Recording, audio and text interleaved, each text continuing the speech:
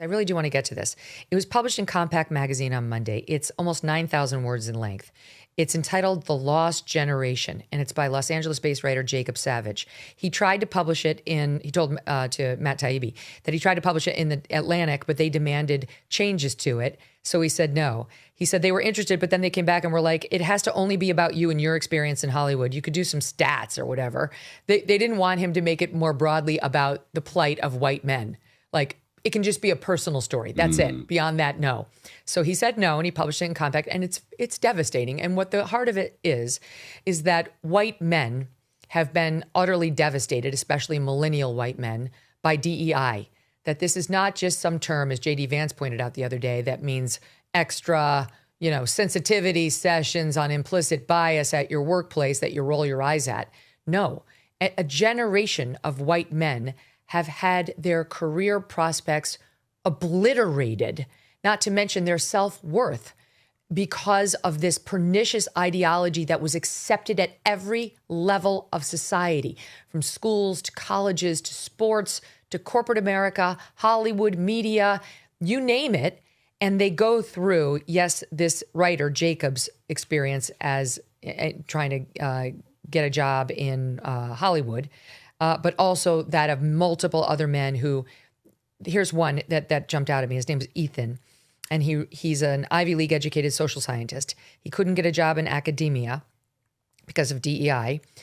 He was a finalist for a tenure track position 5 times, flown out again and again for interviews and meet and greets and departmental dinners, always the bridesmaid, never the bride.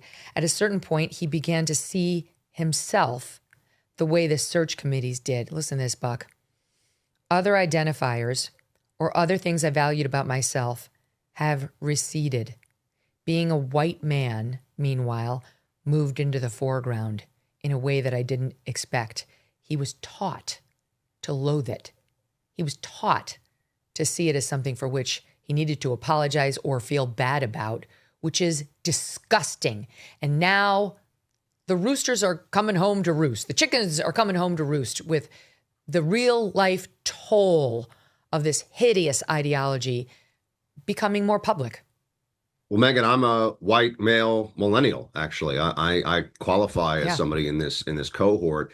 And so this is very personal for me. This is very personal for a lot of my friends, for my brothers who are close to my age.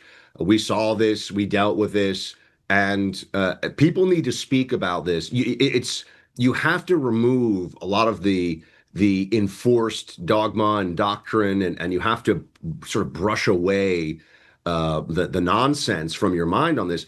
This was just explicit discrimination. I mean, this was actually, and there's been this thing for a while where they'll say reverse discrimination, or, oh, it's so hard to be a white man or whatever. No, it's not so hard to be a white man if you're a boomer who's already got, enough stock options to retire, or is working on the Aspen ski house, or the equivalent in academia. You're already a tenured professor at Harvard. You've already had your career. They fed white millennial men's futures into the wood chipper, and they felt righteous doing it. And we all saw it, and we were all being told, sorry, we have to, we were like the human sacrifice in order to atone for America's history of racism. But it wasn't even just racism.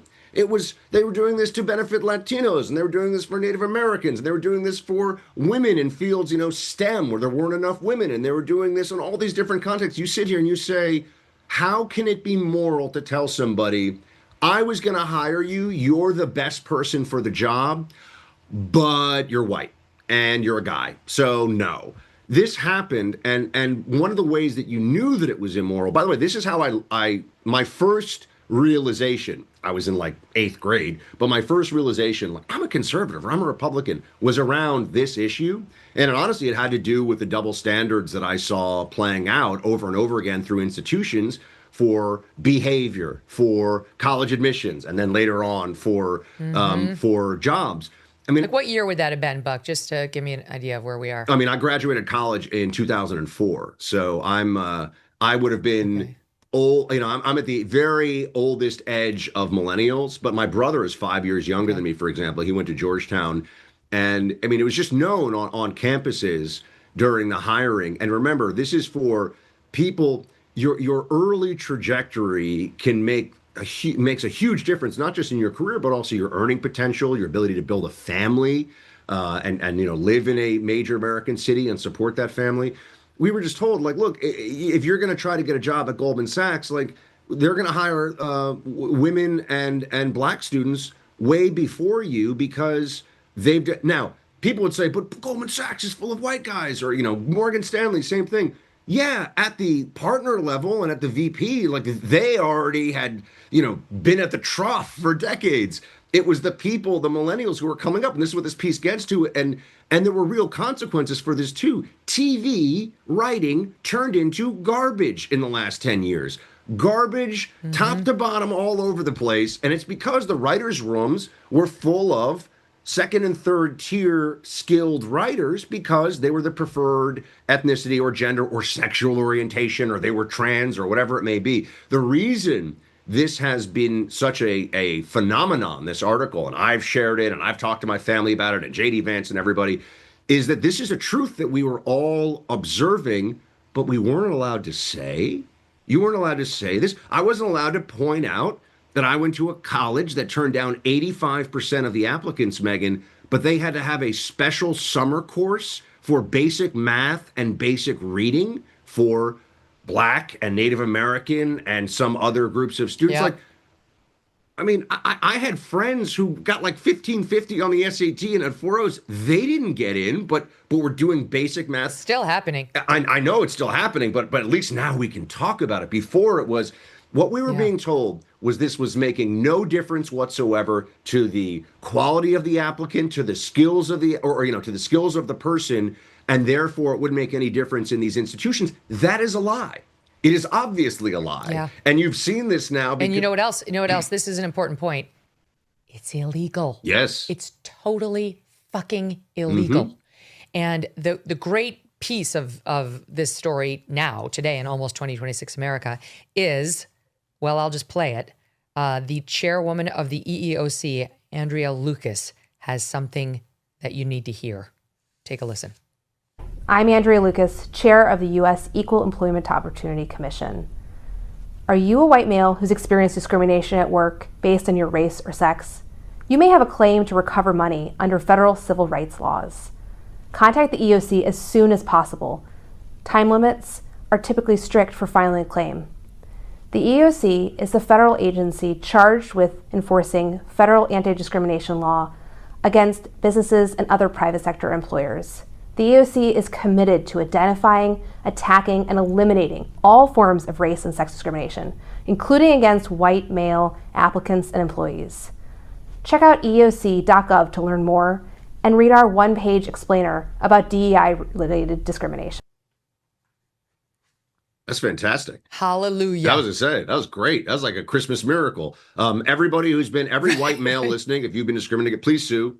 Please do this, because, by the way, the next administration, they're going to, all of a sudden, you're going to have to use the preferred pronoun, if it's a Democrat, but you're going to have to use the preferred pronouns, and we're going to go back. They're going to try to find ways around this and all this other nonsense. They need to feel the pain of the discrimination that they engaged in, and everybody needs to be willing to go back and say, why weren't more people vocal about this? Why weren't more people willing to say, clearly you're taking people with lesser skills, with less impressive credentials, whether it's for academia, for writing in Hollywood, for, big law. I mean, just go down the list.